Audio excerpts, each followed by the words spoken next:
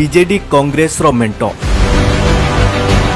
सरकार करिबो बीजेडी नीतीश कुमार को भली पलटूराम हेबे नवीन बीजेडी विरोधी कांग्रेस मिसी राज्य रे मेंट सरकार करबा नै योजना करुछंती पूर्वतन मुख्यमंत्री तथा एबेर विधायक नवीन पटनायक।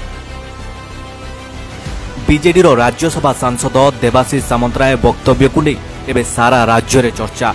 बीजेडी खूब शीघ्र कांग्रेस सहित मिसी राज्य रे सरकार गठन करबा नै कुजंगर एक कर्मी सम्मेलन रे कहिसंती देवाशीष सामंतराय। यह अनेकों को असंभव लगुले राजनीति रे सबू संभव हो पारे। सेथिपाई देवाशीष को यह बाणी वर्तमान राज्य राजनीति रे चर्चार केन्द्रबिंदु पलटि। देवाशीष को गणित अनुसार वर्तमान कोर्ट रे प्राय 30टी निर्वाचन अनियमितता मामला रुजु होईछि।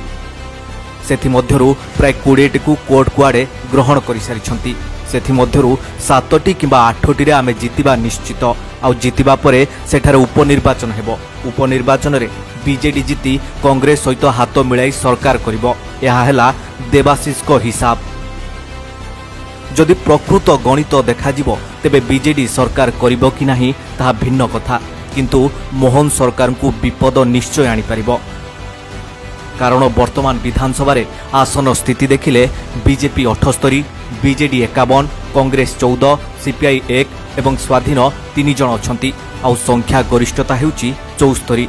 तेबे एमानक मध्यरु 3 स्वाधीन विधायक बीजेपी सहित सामिल होई सारलेनी। फल बीजेपी रो संख्या वर्तमान 81 रे पहुंची। देवाशीष को हिसाब रे उपनिर्वाचन हेले 7टी आसन रे सेमाने जितिबे।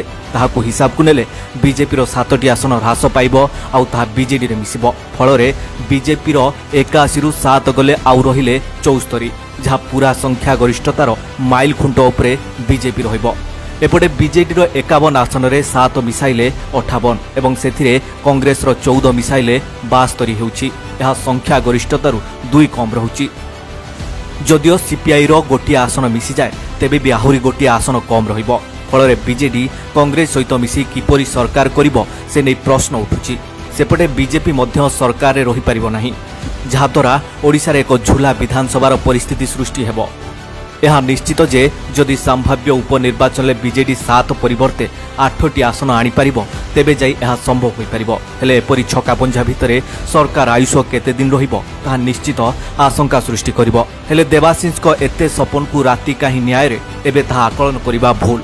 जे पर्यंत कोर्ट राय न आसीछि से पर्यंत एपरि आकलन करिबा निश्चित भूल हेबो।